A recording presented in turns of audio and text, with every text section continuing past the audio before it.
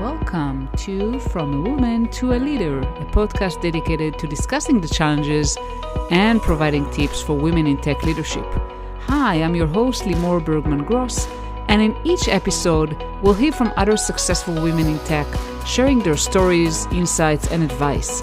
Join us as we empower each other to reach our full potential in the tech industry.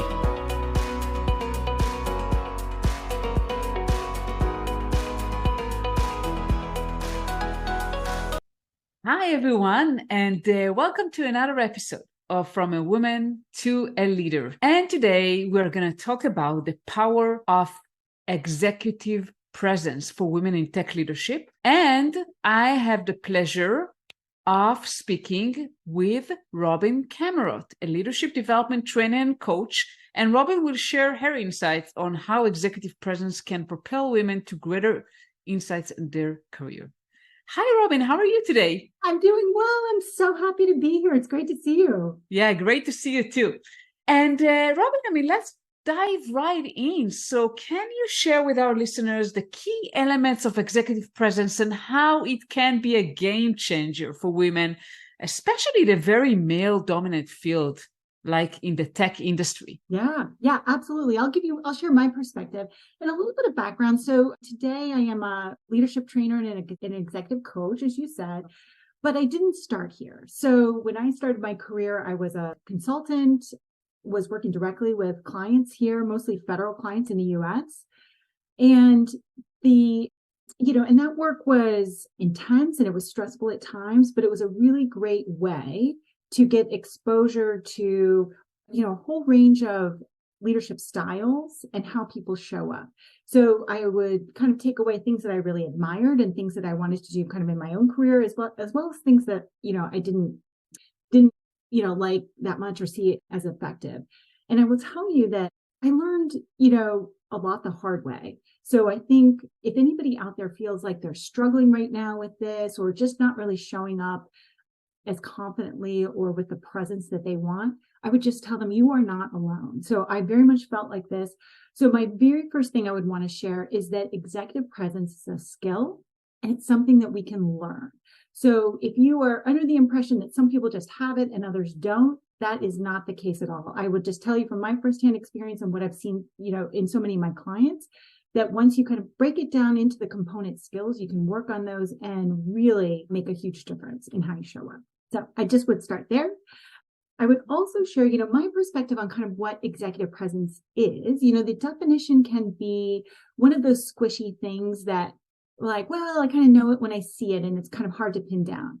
But I think about it in kind of three components: the ability to lead yourself, the ability to lead others, and thought leadership. So it's kind of those three components coming together. And the reason that I think about it that way is that your presence is very much about how you show up and your ability to have impact, command a room, convey your ideas articulately, and really move people forward. And so that to me is what it's all about. But to do that, it's not just kind of, how you speak in a meeting, but it's really in terms of that bit about being able to lead yourself, understanding the emotions and that what's kind of happening inside your body and being able to kind of manage yourself and have that self-awareness. So I think that's really important. The second thing about leading others is understanding your audience, understanding what people kind of need to hear, what they're looking to hear, and how you kind of where they are so that you can,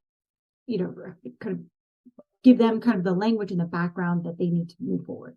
And the third piece about thought leadership is having a point of view. So one of the things about executive presence is that you're able to take a stand on something and how you feel about it. Now, that doesn't always mean that you have the answer, but it does mean that you have a perspective, you have values against which you can, test ideas, you can test, and kind of come up with your own solutions, but you have a perspective. And so that's what I would just say. To me, it's the ability to lead yourself, lead others, and be a thought leader. All right. So how do you even start? So I know that everyone wants to have like an executive presence. Everyone want everyone to respect them and kind of swipe people after them. But how do you even get started with that? I think it's a great question. And so I like to kind of break things down into very manageable pieces because it can feel overwhelming, especially if you see someone you admire and you're like, how am I ever going to get from where I am to where they are? So breaking it down into the kind of just a place to start. I think the first thing is really tuning in to what's going on in your mind and in your body when you're in these various settings at work. And sometimes it's hard to do that in the moment, but if you have a regular journaling practice or you just have a couple minutes a day where you can sit quietly and really reflect, how did I feel in this moment? What was going on? What was I concerned about? What was I worried was going to happen? What was I excited about? So really just building that self-awareness about how you feel in each setting. And what's remarkable is when I talk to people, I'm working with a client right now who is incredibly confident and articulate with his team. In this case, it's a man, but he can show up just and feel great, feel like himself when he is with his peers and with his staff. But when he joins the senior leadership, he falls apart. He's gotten feedback that he's stumbling over his words. It's hard to understand him. He gets so nervous that he feels heart palpitations and this whole thing. Part of that is because he has a story in his mind about how high risk it is for him to brief the senior leadership team that it doesn't exist at all with his staff. So he has this different emotional experience in both settings. So just building that awareness of how you feel in each given setting, do that through journaling or through some quiet moments just in reflection or meditation. I think the second piece is know what you want to say. We often show up at a meeting and just plan on winging it. Or, we go into a one-on-one session with a direct report and we just plan to kind of respond to whatever questions they have. So much of our confidence in speaking is having a clear idea about what we want to say and just kind of jotting it down in very rough bullet points or just having something written down where you've thought just even 5 minutes ahead of time. What's the main point I want to be able to articulate? What do I want to get out of this meeting? What do I want to convey? Where do we want to leave at the end? So just having that, just a couple minutes, kind of write down your thoughts and what you want to say. I also suggest that anytime you're going into a situation where you think there might be back and forth Q&A, this can be incredibly stressful. And oftentimes somebody who has strong executive presence feels like it kind of falls apart when they get into a more dynamic dialogue. So the truth is, though, often we can anticipate the kinds of questions that we're going to get. Not everything, certainly, but you can kind of guess the general gist of it. So I think it's helpful, in addition to knowing what you want to say, to jot down a couple of questions that you think you might get and how you're going to respond. Again, it doesn't mean that you have to have an answer to everything or be able to answer something that you're not ready to, but just knowing how you're going to respond, so you have that ready in the back of your mind when it comes up, can just be a tremendous confidence boost. The third thing people can do is ask for feedback.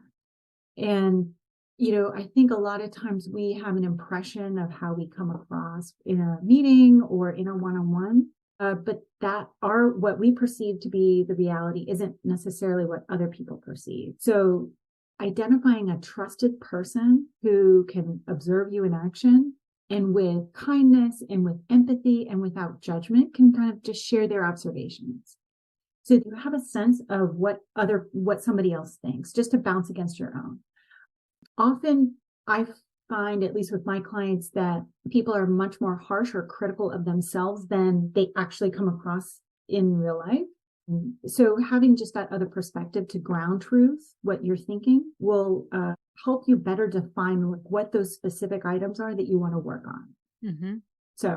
So I think some journaling, I think thinking ahead of time what you want to say, and finding a way to get some feedback that you could trust. I think those are three ways to get started. Yeah, absolutely. Those are great tips. And I actually had a client that was trying to kind of prepare themselves for every question they can be asked or every scenario. So it's kind of sometimes can be a slippery slope if you try too much to be scriptive about how the meeting is going to go and you don't always know. Right. No, I think you're exactly right. Certainly not to obsess about it or spend hours, trying to anticipate, but especially for a tech audience where you can feel, on the hook to have all of the answers. I mean, this is, the kind of work that, that this group does is incredibly complex. It changes often. There's, just incredibly dynamic. And so I think women, particularly in this environment, sometimes feel this pressure, like I have to know all the things. And I would really challenge that and say, you certainly, need to have a handle on kind of your area of responsibility, what's going on actively in your projects right now. But it's absolutely demonstrating strong executive presence to say, I don't know the answer to that, but I'm going to get back to you. I know how to find out. Or, give me a moment to, think about it and we'll circle back. There is absolutely nothing wrong with saying you don't know if you can just say it with confidence and assure them that you'll be able to circle back and get them the answer, when you're ready. Absolutely. And this is actually, I see that as a great strength, Mm-hmm. saying that you don't know something. Right. Oh, I totally agree. Yeah. And what kind of strategies do you give people to handle anxiety and stress? So one of the things I know I had in my career, like I was really anxious before going to a meeting with executives. And as you mentioned, right? I mean, a lot of the time it's just the stress that is affecting the whole way you show up in a meeting. Do you have some strategies to kind of reduce that level of stress? Yeah. So you can be more yourself and not like, I know. I mean, I'm just listening. So I'm a huge fan of this podcast, but also of other ones. I was listening to one this morning that was talking about our brain's inability to kind of differentiate between true danger and what we perceive to be danger, like a stressful meeting. Like our brain kind of sees those as like one and the same. And we have that intense anxiety, that physical response that triggers that, fight or flight. So it's interesting you brought it up. I was just thinking about this morning. So I think there's kind of two things. And I wish I had the magic pill for this. I really do, because it certainly affects me. It affects, you just said it affects you. It affects so many of us, where we have this anxiety happening that then just becomes a barrier to doing the work that we want to do or having the impact that we want. And that's so frustrating and so upsetting, especially when it happens over and over again. So I think there's two things to this. And again, I don't think these are the magic pill. I wish I had it. I don't. But the first one is, I think there's some perspective setting that can happen. So if we can find some time when we know we're going into a stressful situation, just to try to bring the stakes down a little bit and just kind of put things in perspective. This is just one meeting out of a dozen that we're going to have on this topic, or it's, these are all humans and, they know that I'm doing my best. So any self-talk that you can do ahead of time, just to bring the energy down a little bit and add some perspective. Very little of what we do in IT, it's important. So don't get me wrong, really not life or death. Really, we're doing important work, but fortunately nobody's going to die because of a slip schedule or something like that. So anyway, so bringing some of that perspective in. The second thing I think can be useful is letting anxiety be there and not actually pushing and resisting against it or making it a problem. Just knowing that when I go into this particular setting, my nerves are going to be up, but I'm not going to judge myself harshly for being anxious about that, because it exacerbates the problem. It just makes it worse. So if we just kind of know that's going to happen and not try to push it away, it can help us kind of settle down into just a more normal emotional state. I love that. And I really believe in mindfulness. It goes a long way. And a lot of times, when I was especially in leadership, when I knew that I was going to situations that were not comfortable, maybe there is a conflict or some unpleasant conversation, I was just talking to myself and saying, okay, it's not going to be pleasant. I know it's going to be hard, but still I'm going to take on this challenge. So just this talking to myself about it just helped me, consciously going into a situation that I know it's uncomfortable. Yeah. And I love that. I mean, and that's exactly what we want, right? We don't want our worries and our anxiety to get in the way. All of the things, all the amazing things that you want and need to accomplish. And so I think that's a perfect example of what people can do is, yes, I'm feeling this way. I'm going to acknowledge it and I'm going to do it anyway. I'm going to do it even though I'm anxious. So, and then I think over time you can kind of build up some of that confidence and just, it can dissipate some, but, I talk to people now and I know for myself, it never goes away completely. Yeah, for sure.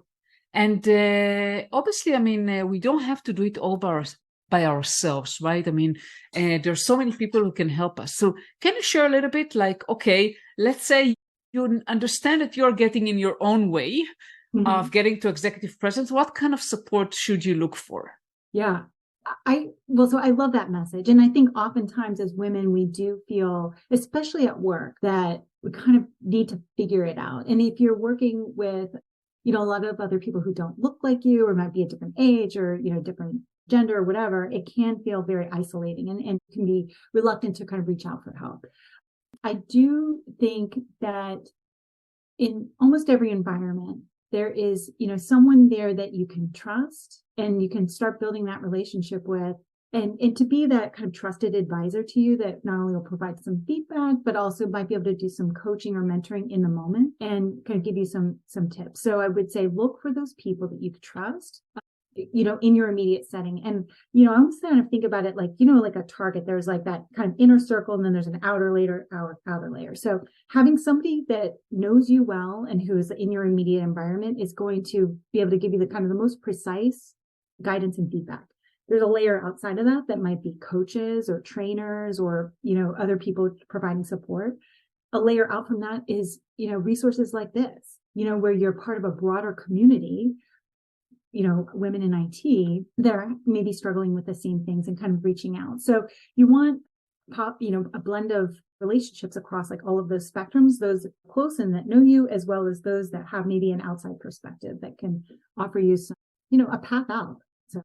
Yeah, for sure. And I know many people helped me, right? I mean, people that I trusted and knew me helped me, both internal and also sometimes external. So definitely you don't have to do everything by yourself. Right. So true. And I'll be happy to kind of hear, I mean, if you're willing to share, what helped you, overcome challenges when you had like that, when you wanted to grow your career. So there are a couple things, whether at the time, I don't know that I was doing this intentionally, but to keep showing up. And so on this idea of, being anxious, but doing it anyway. Earlier in my career, I got myself into situations where I would raise my hand or volunteer for a role that then led to something that made me uncomfortable. And I would almost like volunteer before I really thought it all the way through. And maybe that's a benefit, but I would kind of make a commitment that then I had to follow through. So I found myself in situations where I was just forced to present, forced to kind of show up.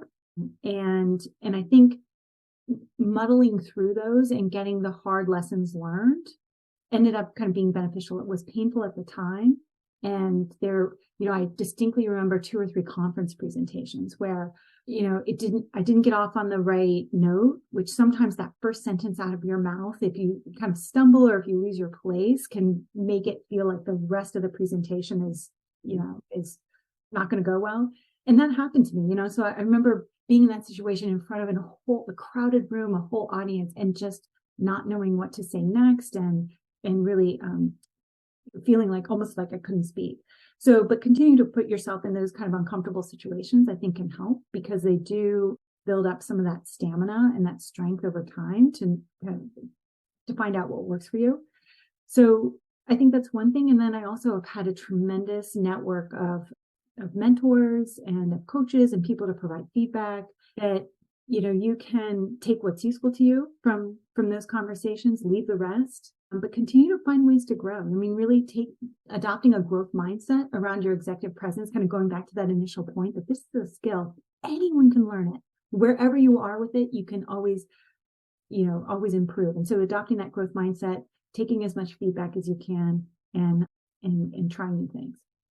Yes, absolutely. Yes to all of that. And you mentioned public speaking. I'm a great believer in public speaking. That is a wonderful tool to grow your confidence.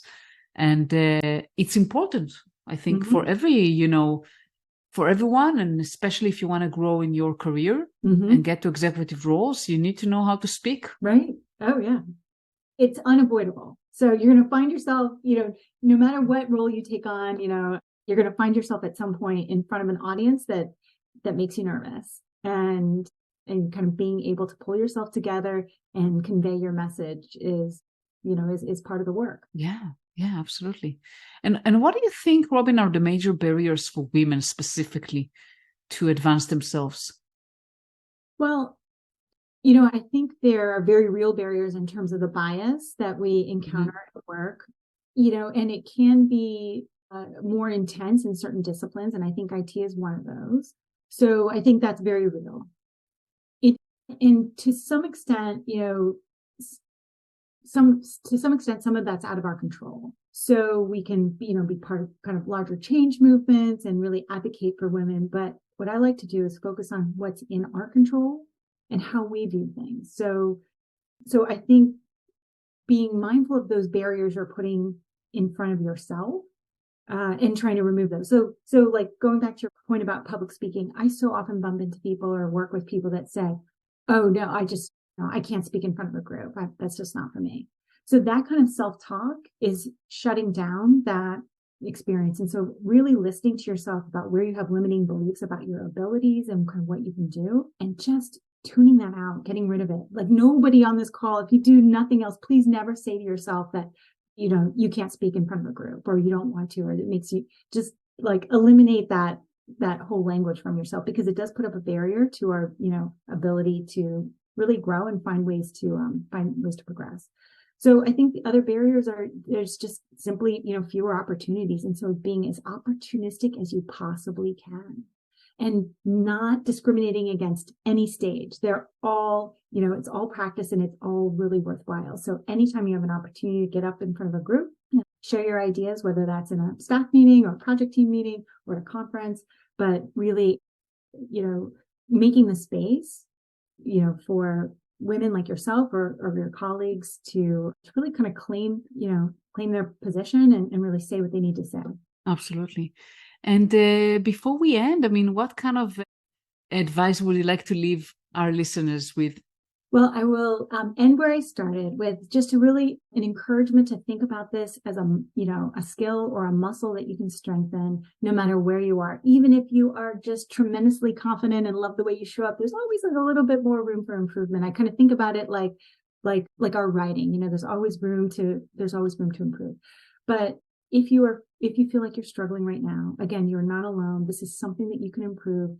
Start with something small and just really notice that progress, and where you're feeling more confident and you're feeling like, okay, I knew what I wanted to say and I nailed it and they listened. And now we've taken a different path as a result. Like just really claiming those wins for yourself, because it fuels that next step and it really will encourage you to continue on your path to grow. It's wonderful. Thank you so much, Robin. And how can people reach out to you? How can they contact you? Well, I love it. I love anyone who wants to reach out on LinkedIn. You can find me at Robin Camarote. I think that's the best place to find me. And yeah, I would love to hear from anybody, and let's connect. Yeah, great. I'll put the link to your LinkedIn on the show notes. Thank you so much, Robin, for being here today. It was a pleasure. Yes, thank you so much. Thank you for listening to another episode of From a Woman to a Leader. This is your host, Limor Bergman-Gross, and I want to encourage you to reach out to me on LinkedIn, Limor Bergman, and let me know, what do you think about the episodes? Feel free also to comment on Apple Podcasts and tell me, what do you want me to talk about? Which guests do you want me to bring? I really appreciate that, and have a wonderful day.